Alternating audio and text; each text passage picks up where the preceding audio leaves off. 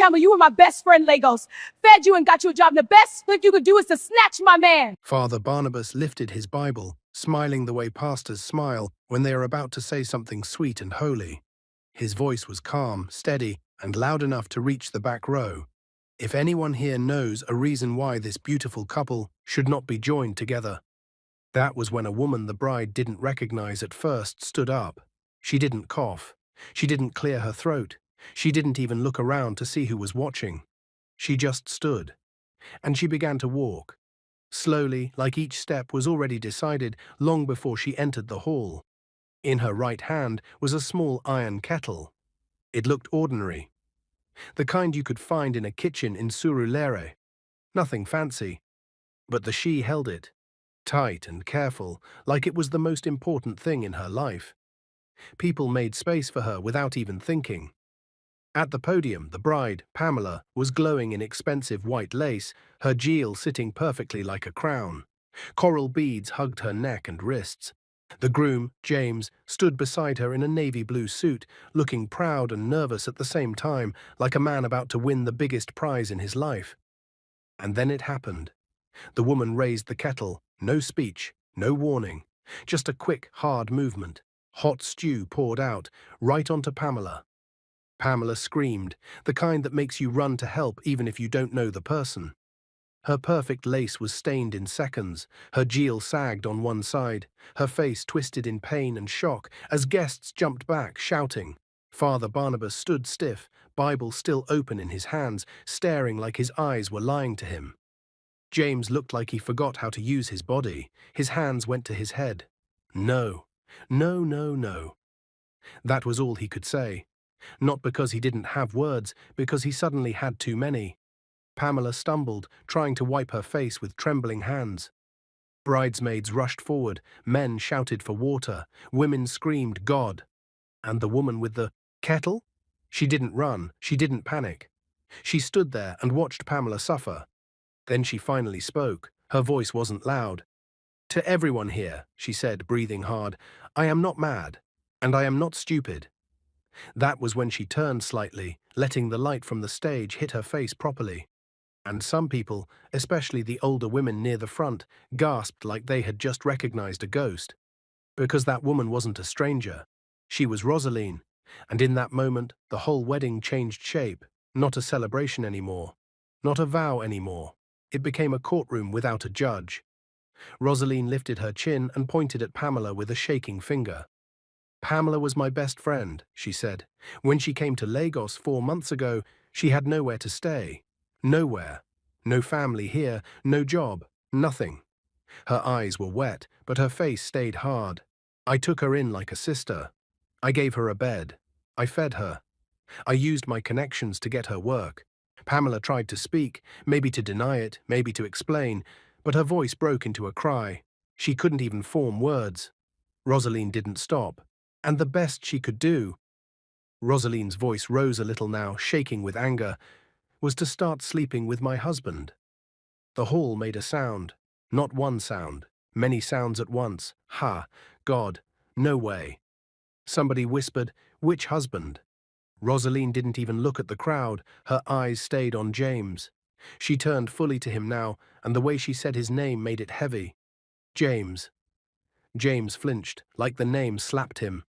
Rosaline's mouth curled, not into a smile, but something colder. We have been married for 10 years, she said. 10. I stood by you when you were nobody. When you used to take Danfo to your office and come back smelling like sweat and dreams. James tried to step forward. Rose, please, don't please me, she cut in sharply. Not here, not today. She lifted her left hand. Her fingers were bare. No wedding ring. And that small detail hit me harder than the kettle, because it meant Rosaline didn't come to beg. She came to end something. Rosaline continued, her voice breaking for the first time. My husband abandoned me. He left our house for over a month. No message, no call. Like I was nothing. James swallowed hard, eyes darting left and right like he was looking for an exit that didn't exist. Rosaline nodded, as if confirming her own pain. And then I heard the news, she said, turning back to Pamela, that you and him are getting married today. Today. She took a slow breath. So, Pamela, this is the consequence of betrayal. The word betrayal landed like thunder. Rosaline's shoulders shook, but she kept standing. Even if I spend the rest of my life in jail, she said, voice low again, so be it. But you will live with what you did. Pamela's knees buckled, and for one terrifying second it looked like she would fall right there at the altar. James rushed forward, catching her before she hit the floor. Help! Somebody help! He screamed, his voice cracking like a frightened boy. The bridesmaids were crying. Guests were backing away like the stew could touch them through the air. Father Barnabas finally moved, stepping down from the podium in disbelief. This is not, he stammered. This is not. But he couldn't finish, because nothing about this day was normal anymore. Somewhere near the entrance, two clinic workers, people who had come to the wedding as guests, pushed through the crowd. I work at a private clinic close by, one of them shouted. We have an ambulance nearby. It felt unreal, like the hall itself had become a bad movie. Within minutes, the ambulance arrived, its siren echoing outside the wedding venue in Ikeja. The sound made the moment even more serious. Pamela was lifted onto a stretcher, still crying, still shaking. James held her hand like he was drowning, and she was the only rope. But the truth, he wasn't holding her because he loved her. He was holding her because he was scared. Scared of what people were recording. Scared of what the story would become by nightfall. Scared of what his own mother would say when she saw the videos. Rosaline didn't follow them. She didn't run toward the door. She didn't beg to explain herself to the pastor. She just stood there as two policemen, who had been hired for security at the wedding, walked up to her. One held her arm gently, like he wasn't sure if she would explode. Madam, he said, you have to come with us. Rosaline looked at him without blinking. Okay, she said, just like that. As they led her away, the hall erupted into noise again. Guests began shouting, arguing, asking questions. Is it true she's his wife? How can he marry another woman? So Pamela knew? 10 years marriage? Ah, phones rose into the air like candles. People didn't even care that someone was hurt. They cared that Lagos had just given them a brand new scandal. And me? I stood at the back, heart pounding, because I had seen something in Rosaline's eyes that scared me. Not madness, not jealousy. Something else. Something planned. Because the kettle wasn't heavy enough to be random, and Rosaline didn't look surprised at all. She looked like a woman who had reached the edge of her life, and stepped off on purpose. Outside, as Rosaline was pushed into the police van, she turned her head once, just once, toward the entrance of the hall, toward the aisle, toward the altar where Pamela had been standing like a queen. Rosaline's lips moved. I didn't hear what she said, but I saw it. And whatever it was, it looked like a promise. Then the van door slammed. The siren sounded again. And the wedding that was supposed to be a forever ended as a crime scene. Before Lagos knew their names, before the videos, before the kettle, the screams and the sirens. There was a small, quiet life that nobody clapped for. Rosaline's life. And it didn't begin with anger. It began with kindness. 10 years earlier, Rosaline and James lived in a modest two-bedroom flat in Ikea, not far from the old Computer Village Road. The walls were cream, slightly cracked near the corners. The fan in the sitting room made a tired noise like it had given up on life, but was still trying. They didn't have much, but they had rhythm. Rosaline woke up first every morning. She always did, even on weekends. She believed mornings carried luck if you met them early. She would tie her wrapper tight, brush her teeth carefully, and tiptoe into the kitchen. Breakfast was never complicated. Tea, bread, sometimes egg, sometimes just hope. James would sit at the small dining table, scrolling through his phone, complaining about traffic, about his boss, about how this city no day smile. Rosaline would listen. She always listened. You'll be fine, she would say, sliding his cup closer. One day you won't be complaining about Danfo again. James used to laugh then. Ah, Rose, you too believe in fairy tales. But she did. She believed in people before they believed in themselves. That was her problem. Or maybe her gift. Rosaline met Pamela in Delta State, years before Lagos swallowed all of them. They were friends the kind of way village girls become friends, sharing secrets under mango trees, crying together over small disappointments, laughing too loudly at nothing. Pamela was always beautiful, even then. The kind of beauty that didn't try. Light in her eyes, easy smile, people noticed her without effort. Rosalind noticed her too, but not with envy, with pride. "That face of yours will take you far," Rosalind used to joke. Pamela would laugh. "Please, where will it take me?" "To the farm." Life moved. Rosalind married James and relocated to Lagos. Pamela stayed back. They talked less. Life does that, not because people stop caring, but because survival gets noisy.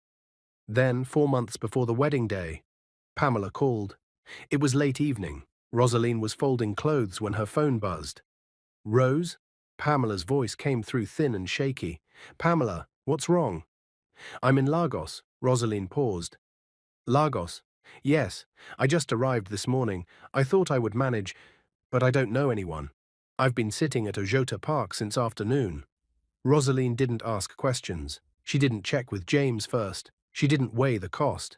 She just said, "Where are you? I'm coming." That was Rosalind, always moving toward people in trouble. Pamela arrived at their flat with one small box and tired eyes. Rosalind hugged her like a lost sister. "You're safe now," she said. James smiled politely. "Welcome," he said. That was it, just welcome. But something shifted that night. Small, almost invisible.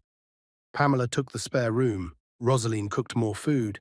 Laughter returned to the house, but James started staying longer in the sitting room.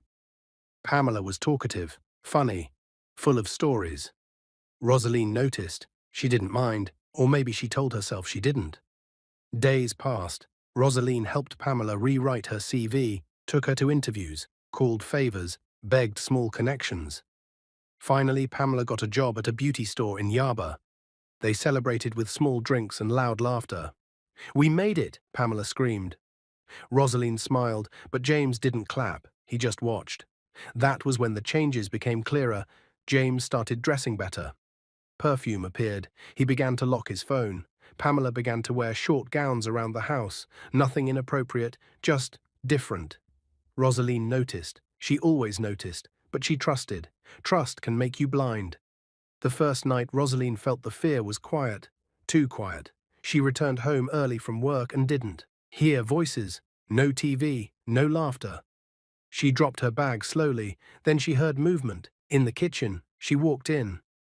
Pamela and James stood apart too quickly, like children caught stealing sugar. "Oh, Rose," Pamela laughed. "You're back early." James cleared his throat.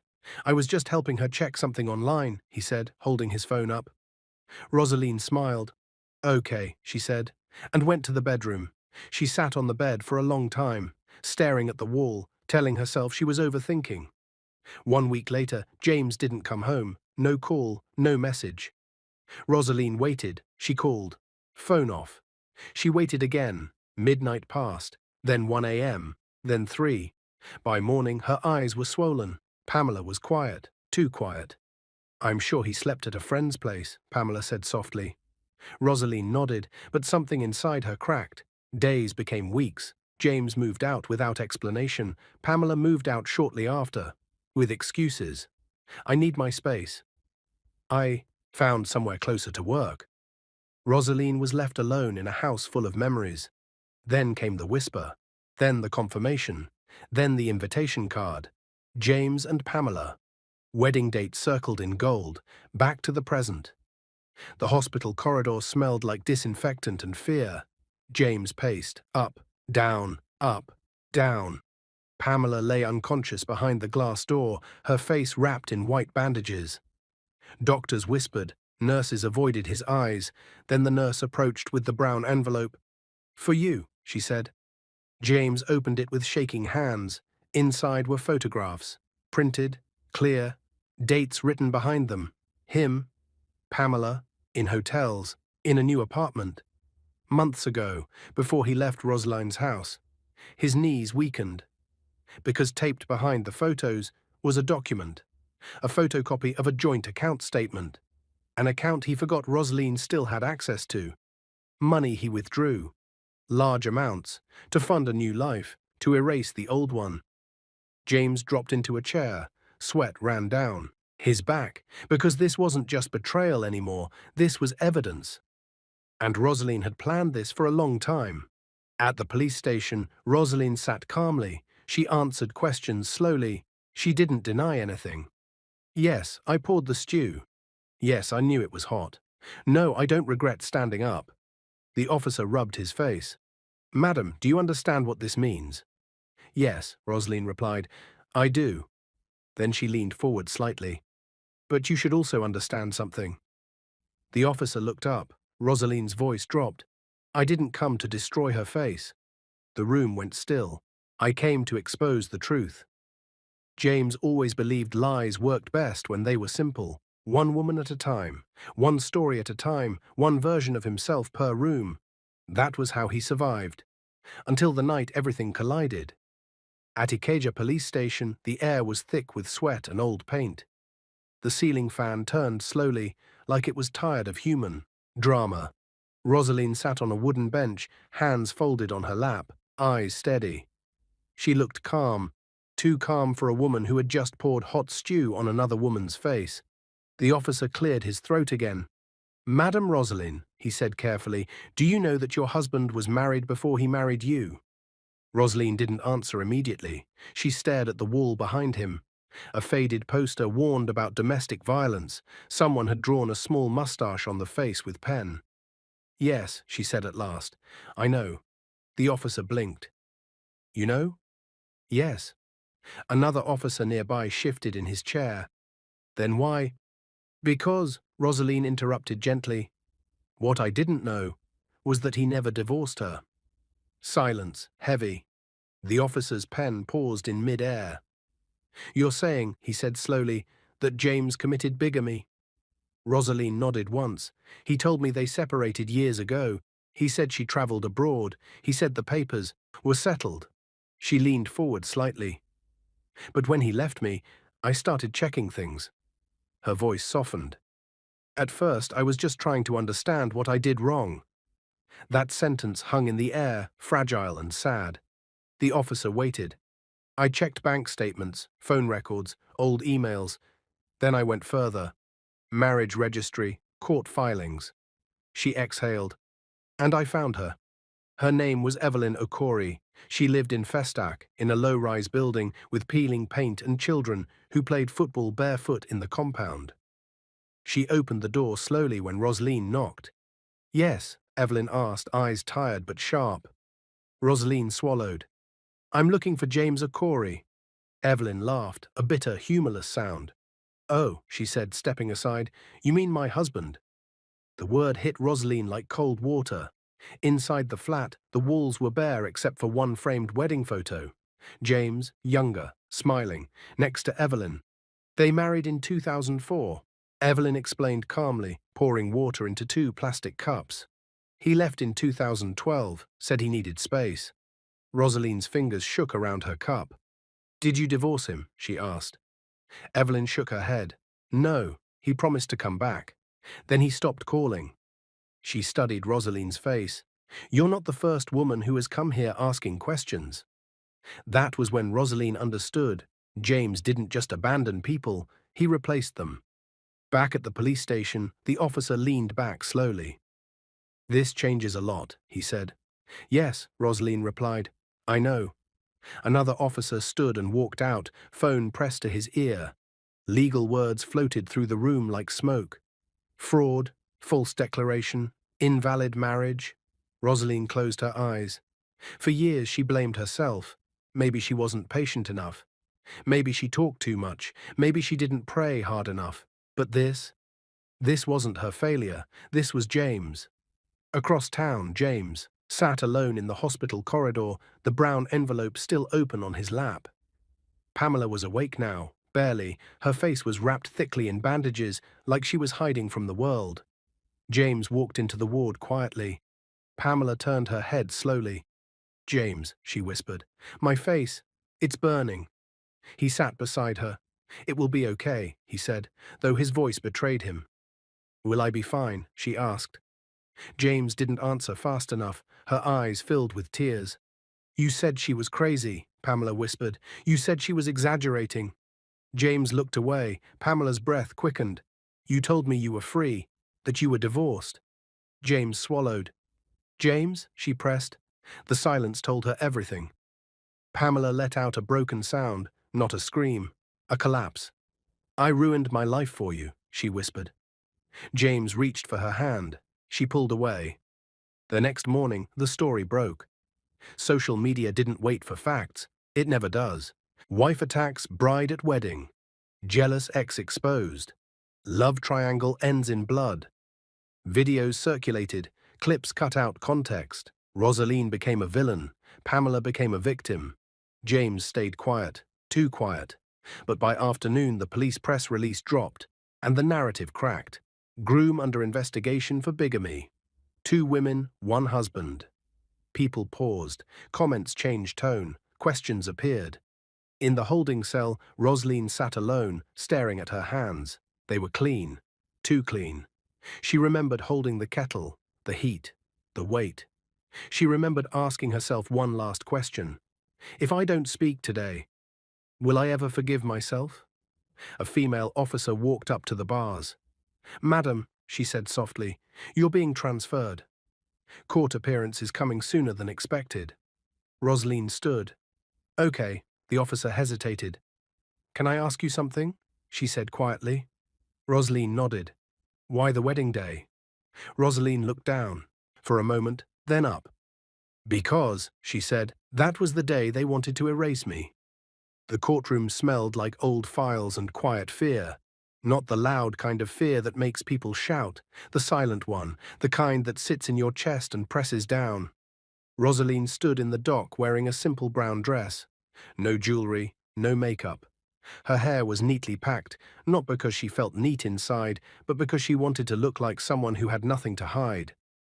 Across the room, James sat stiffly beside his lawyer. He looked smaller here. No navy blue suit, no proud shoulders, just a man sweating through a light-colored shirt, fingers tapping his knee again and again. Pamela wasn't in court. Her doctors said she was not emotionally stable yet. Some people whispered that she didn't want to be seen. Others said she couldn't stand her reflection. Rosaline didn't look toward James. Not once. If she did, she might remember the man who used to bring her gala at night when there was no money for rice. And that memory would weaken her. Justice Regina Williams entered. The room rose. She was calm, sharp-eyed. The kind of woman who listened more than she spoke. When everyone sat, she adjusted her glasses and looked straight at Rosaline. Madam, she said evenly, you understand why you are here? Yes, my lord, Rosaline replied. You are accused of assault with intent to cause grievous harm. Yes, my lord. The judge turned to James. And you, she said, are under investigation for bigamy, financial fraud, and false declaration of marital status. James swallowed. Yes, my lord. That was when his lawyer leaned toward him and whispered urgently. James shook his head slightly. No, not yet. The prosecution spoke first. They painted Rosaline as a woman consumed by jealousy. They talked about anger, about loss of control, about how no betrayal justifies violence. Rosaline listened quietly. Then it was her turn. Her lawyer stood, and the room leaned in. Rosaline didn't cry when she spoke. Her voice didn't shake. That scared people more than tears would have. I took Pamela into my home when she had nowhere to go, she said calmly. I trusted her with my life. She paused. I trusted my husband more. The judge watched her closely.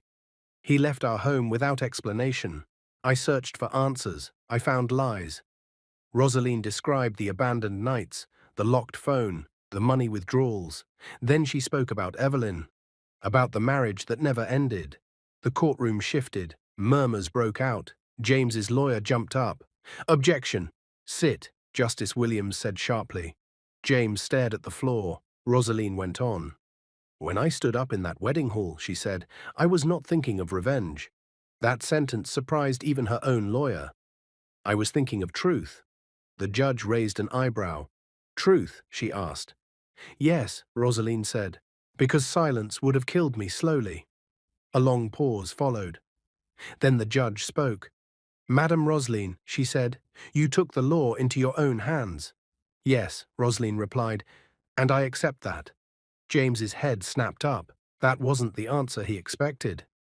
But, Rosaline continued, I refuse to accept that I am the only criminal in this story. Something cracked. Not in Rosaline, in James. During recess, James finally made his move. He followed Rosaline's lawyer into the hallway. Let's talk, he said quickly. The lawyer folded his arms. Talk about what? James lowered his voice. I'll settle this quietly, he said. I'll pay. Just make her reduce what she says. The lawyer studied him. And if she doesn't? James's eyes hardened. Then she'll regret it. The lawyer stepped closer. Is that a threat? James said nothing. That silence said enough. Back inside, Justice Williams called James to the stand. Mr. James O'Corey, she said, did you marry Pamela while still legally married to Rosaline? James hesitated. Yes, my lord. A gasp rippled through the courtroom. And before Rosaline, the judge continued, were you legally married to another woman? James's lips trembled. Yes. The judge leaned back. So you were married to 3 women, she said slowly, with only one legal marriage at a time. James nodded weakly. Justice Williams closed her file. This court does not take kindly to men who build their lives on lies, she said. James's shoulders slumped. That evening, Rosaline was taken back to her cell. She sat on the narrow bed, staring at the wall. For the first time since the wedding day. Doubt crept in. What if 6 months turns to years? What if I never rebuild my life? Her thoughts were interrupted by footsteps. A guard stopped at her cell. You have a visitor, he said. Rosaline frowned. Who? The guard hesitated, then said the name, Pamela. Rosaline's heart skipped. Slowly, Pamela appeared at the door. Her face was still wrapped. Only her eyes were visible. They were red. Not from pain. From shame. I didn't come to fight, Pamela whispered. Rosaline stood. The 2 women stared at each other through metal bars. And then Pamela said something Rosaline never expected to hear. He lied to me too. Rosaline's fingers tightened around the bars, because in that moment she realized something dangerous. This story wasn't finished, it was only changing shape. Rosaline didn't sit back down, she couldn't. Her knees felt weak, but her spine stayed straight as she held the prison bars and stared at Pamela. What do you mean? He moved my money, she asked slowly. Pamela swallowed. Her voice trembled, not from pain this time, but from fear. I heard him on the phone, she said, 2 nights before the wedding. He thought I was asleep. Rosaline's heart thumped once, hard. Pamela continued, choosing her words carefully. He said, once this wedding is done, nobody can touch the accounts anymore. Everything will be clean. Rosaline closed her eyes. James, even now, still planning. Which accounts? Rosaline asked. Pamela hesitated. The joint ones, the investments you both made, the land in Ibejuleki, the fixed deposits.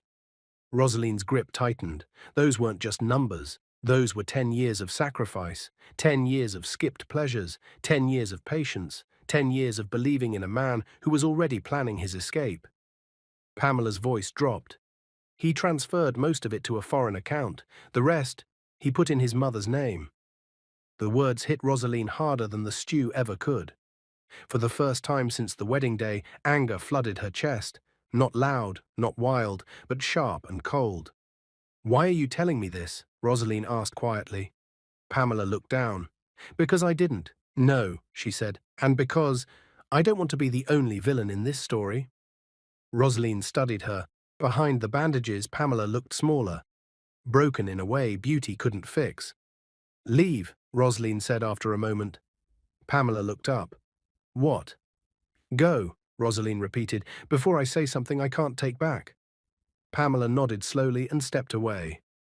As the guard escorted her out, Pamela turned once. I'm sorry, she whispered. Rosaline didn't reply, because sorry doesn't return stolen years. The next morning, Rosaline asked for her lawyer, urgently. When he arrived, she didn't greet him.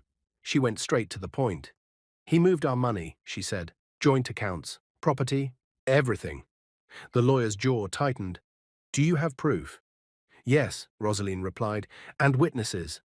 She told him about Pamela's confession, About the timing, about the accounts. The lawyer exhaled slowly. This changes the case. Completely, he said. How? Rosaline asked. It turns a domestic crime into a financial one, he replied. And judges listen very carefully when money starts disappearing. For the first time in days, Rosaline felt something close to hope. In the hospital, James sat alone in the waiting area. Pamela had refused to see him again.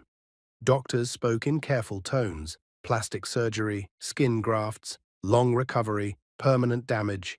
James nodded through it all, but his mind was elsewhere. On money, on control, on silence. His phone buzzed. Unknown number. He answered. "You're losing ground," a voice said. James stiffened. "Who is this?" "Someone who knows what you did," the voice replied, "and someone who knows where the money went." James stood abruptly. "What do you want?" A pause. "Keep Pamela quiet," the voice said, "and make sure Rosaline doesn't dig any further." The call ended. James stared at his phone. Sweat gathered on his forehead. The first time, fear outweighed confidence, because too many people knew now. Court resumed 2 days later. This time the air felt different. Sharper, heavier. Rosaline's lawyer presented documents, bank transfers, property records, time-stamped withdrawals. Justice Regina Williams leaned forward as she studied them. "Mr. James Okori," she said slowly, "is it true that you moved joint marital assets without your wife's consent while still legally married?" James's lawyer stood. "My lord." "Sit," the judge said. James swallowed. "Yes, my lord," he said. A murmur spread across the courtroom. Justice Williams removed her glasses. "You didn't just betray your wife," she said. "You attempted to erase her." James said nothing, because there was nothing left to say. That night, back in her cell, Rosaline lay awake. The room was dark, quiet, too quiet. Her thoughts drifted to a place she hadn't allowed herself to visit. What if I had ignored the signs? What if I had stayed silent? She pictured herself sitting at home while James and Pamela married, smiling for pictures, watching 10 years disappear politely. Her chest tightened. No, she didn't regret standing up. She regretted trusting for too long. Just before dawn, a female warder approached her cell. "Madam Rosaline," she whispered, "your lawyer called. He said to tell you something important." Rosaline sat up. "What?" The warder lowered her voice. "The judge is considering a financial restitution order." Rosaline's breath caught. "How much?" she asked. The warder hesitated. "Enough to change your life." Rosaline lay back slowly, staring at the ceiling. For the first time since the kettle left her hand, she allowed herself to imagine a future again. Not as a wife, not as a victim, but as a woman who survived betrayal and refused to disappear. The courtroom was fuller than before. Word had spread, not the kind that moves slowly. This one ran. People wanted to see what would happen to the man who tried to erase 2 women with lies. James was brought in, wearing a pale shirt and dark trousers. Handcuffed. No confidence left in his walk, no sharp replies in his eyes. His mother sat behind him, pressing a handkerchief to her mouth, whispering prayers that sounded more like regrets. Rosaline walked in quietly. She didn't look at James. She didn't need to. At this point, the truth had its own voice. Justice Regina Williams entered, and the room rose again. When everyone sat, she didn't waste time. "This court has reviewed the financial records," she said, voice firm, "and the pattern is clear." She lifted a document. Mr. James Okori deliberately transferred joint marital assets without consent. He attempted to hide funds under third-party names. He lied under oath, and he entered into a new marriage while his previous ones were still legally valid. She paused. "This is not confusion," she continued. "This is calculation." James's lawyer stood slowly. "My lord," he said carefully, "my client accepts responsibility and is willing to negotiate restitution." Justice Williams raised her hand. "Negotiation is no longer the issue," she said. "Accountability is." James closed his eyes. For the first time, he looked defeated. Pamela was wheeled in quietly. The courtroom shifted. Her face was partially uncovered now. The scars were visible, raw, uneven, impossible to ignore. Some people looked away, others stared. Pamela didn't cry. She just looked tired. Justice Williams addressed her gently. "Miss Pamela," she said, "do you wish to speak?" Pamela nodded slowly. "Yes, my lord." Her voice was soft but steady.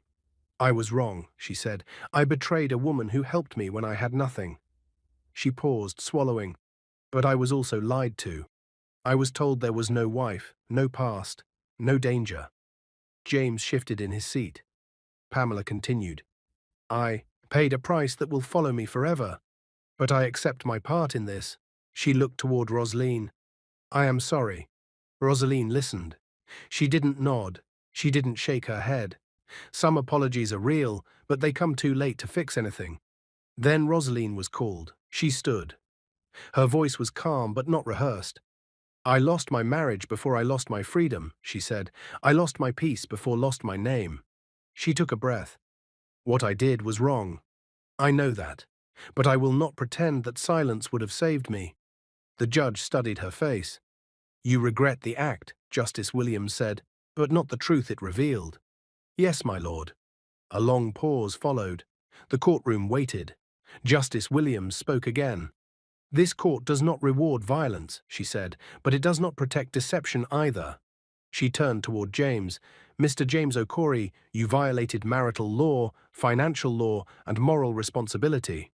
James lowered his head. "You will be held financially responsible for the medical care of Pamela until she is able to work again." Pamela inhaled sharply. Justice Williams continued, "You will also return 40% of all wealth acquired during your marriage to Rosaline."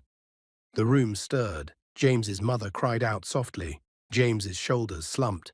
"And," the judge added, "you are hereby prohibited from entering into any marital or romantic relationship with Pamela. This court will not bless a union built on betrayal." Silence, heavy, final. Then the judge turned to Rosaline. "Madam Rosaline," she said, "you went too far." Rosaline nodded. "I know." "For that," the judge continued, "you will serve a 6-month prison sentence." Rosaline's chest tightened, but she didn't protest. However, Justice Williams raised her hand. "But this court recognizes provocation, prolonged emotional damage, and financial abuse." She leaned forward. "You will gain access to your restitution immediately after your sentence." Rosaline closed her eyes, not from relief, from release. That evening, Rosaline was led back to the prison van.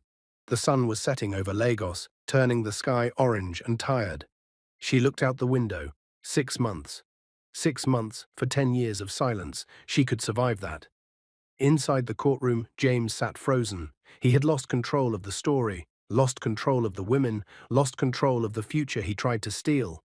Pamela was wheeled out slowly. As she passed James, she didn't look at him. Not once. That hurt him more than anger ever could. Prison time doesn't move the way normal time does. Days stretch, nights shrink, and silence becomes loud. For Rosaline, the first weeks were the hardest, not because of the cell or the food or the thin mattress, but because everything finally slowed down enough for her to think. About love, about trust, about the exact moment she ignored her own instincts. She replayed it all, not to punish herself, but to understand. Inside the correctional facility in Ogwashi Uku, life followed a strict routine.